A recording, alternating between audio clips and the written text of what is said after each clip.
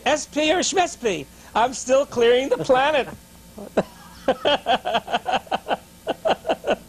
Well, you were at Flag on this time when you went there for the this meeting. Was there only one meeting, or was there more than one meeting? Well, we had the major meeting. It was just one major meeting. Yeah, that was all that was necessary. How long did you spend at Flag at that time? Well, I stayed there for, I think it was 3 days, 2 nights. And what'd you do during those 3 days and 2 nights? Well, you know how life is at Flag. You get into Flag and there are 3 people trying to get you to spend money, you know. You got redges all over the place. You can't even walk down the hall without hitting into a reg and going into a briefing, and I had CCHR regging, and I heard, well, that was at the Psychbuster conference. All right, back in the first, I did the Psychbuster conference later on. You know, I was in that thing. I was one of the few invited. Let's stay on this. Okay, but you know, there were people who wanted. At that time, they were talking about the ship project. There was no ship then. What year was this? 85. Okay. Oh, and at that meeting, they decided they're going to have to change a lot of facts around because they have to protect themselves. I mean, this was like this whole thing about. I was like a DSA. I was like.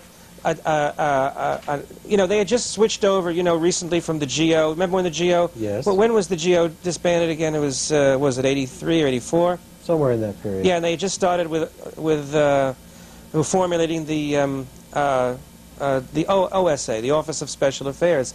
In fact, the only reason why they chose Fred Hare to be the mission holder of Fort Lauderdale, because Fred Hare used to run the GO, the Guardian's office. And Fred Hare, after they had trouble with Peter Letteries, they didn't want my stats to go down. When they, you know, I showed you some of the stuff on Peter that they... Tell you what, let's stay with, just, let me ask you... I mean, we're talking about big, exciting things. Yeah, I understand that, but, you know. But let me just ask you one more question about this meeting, and then let's continue on talking generally about Scientology. Right. I mean, obviously, I want to know what you're talking about, but not at this particular moment. What else happened that weekend? Tell me, just list the things for me that you remember about that. Well, I had some sessions at Flag. Okay. You know, I had some auditing done, some sec checking. You know, naturally. There was another intensive, which I forget what it was called, but it was in preparation for this meeting. Like I had to earn my right to be there, really. You know. Okay. And there was a lot of that, and there was, and of course I love Flag. You know, I hung around the bookstore, and of course I was, at that time we decided the big game. The big game was to do this. I mean, this was done after that. That's when that was decided? Yeah, yeah. They decided that I needed to flow some funds back into the, as fair exchange. In other words, what I was doing at that point, the big game, that was the time the big game was decided upon, and I found that the big game was to be the first person. You see, I had to have a lot of other hats being worn at the time. So the big game was to be the first person on planet Earth to have all of LRH's data. Because how would it be if the person who's going to clear half the planet is missing data? Would that make any sense? Was it after this that you first began this large transferring of funds to Scientology? Well, yeah. Well, no, not. I was transferring funds all along for auditing, but not in the way we did it, but afterwards. But we had to do it before in cash. But now we did it by check because I was able to buy products. You see? Okay. So once we got this going, they had me go to Europe, to Copenhagen.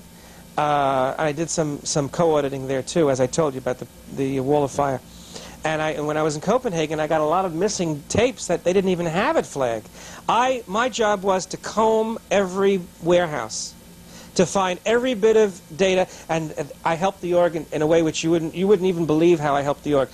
You know what my capability is as an organizer.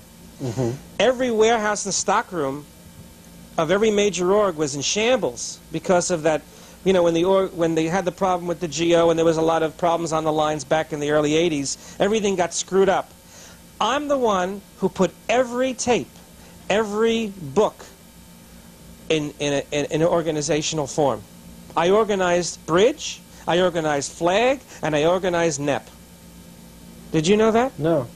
I organized their entire stockroom, warehouse. Where were these places physically? Well, the Flag warehouse is a block north of the Fort Harrison Hotel and 2 blocks. In Clearwater. Clearwater. Bridge has a big warehouse in L.A., which is near the railroad track somewhere. I know how to get there. Of course, in NEP, they have a warehouse in Copenhagen, which is maybe about 3 miles from the New Era Publications main org, which is a competitive org of Bridge. You see, because of the LRH birthday game, which was started in '83, every org had to be competitive with every other org except for Flag, because there was only one Flag. You know, but like Bridge and NEP are competitors. So like we were playing a big game, who would have the most tapes to sell me? See? And I would be like, the first one who called me would have to be the one I'd buy them from, because it was like they've got to get their acting gear and find out what they have. So what I did is I went to Bridge and then I went to NEP and I basically cleaned every available tape out that I didn't have. And there are tapes that I still don't have. Then I entered into another big cycle in '86 where they were supposed to make, Gold was going to get involved. They were supposed to make every tape that I didn't have. And I gave them Golden Era Productions. What are they? They're the sound org. They're the ones who produce all the cassettes and they make the tapes. They duplicate the tapes. So what happened was, because Bridge and NEP got involved, Gold wanted to get involved. So from when I got money from the cases, I got like about $85,000 in a short period of time. Fred, was it Fred or was it Peter? No, it was still Peter. No, it was Fred. That's right, it was Fred. He had just taken over. He said, we're going to give Gold a chance to play the birthday game. And what I did is I gave them all the money, and I said, just send me every tape that I don't have. And they said, you already have every tape that we have. Fine, let's make them. So like a big project was going to be started where they would actually physically put on reels tapes that were in archives, which I never even got to see. But the problem is they didn't do them. They didn't make the tapes. So that I became real ARC broken at that point in my ethics. I was always being routed to ethics because, I mean, here I felt they were violating the game when I had done everything I was supposed to do. And it was like, it shouldn't have mattered because my bigger game was to clear half the planet. So I had like an ethics hang-up, which really got me stuck in '86, '87, and '88. That's basically what stuck me on the time track. And, I still say that they should have delivered what they promised because I wanted to be the first one. I was just playing the game the way we decided at Flag when I had the big meeting.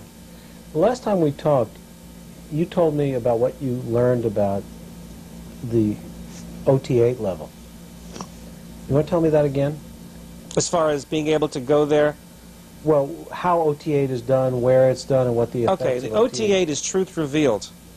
It's the first level which a Thetan can operate on as an OT, as a full OT. It is given on the ship, which is called the Free Winds. And it's a real ship? I mean a boat? It's a real ship. It's a real boat, which is the place that Presley's daughter went on her honeymoon to do her levels. You know, you read it in People magazine. Remember? You told me? Okay. All right.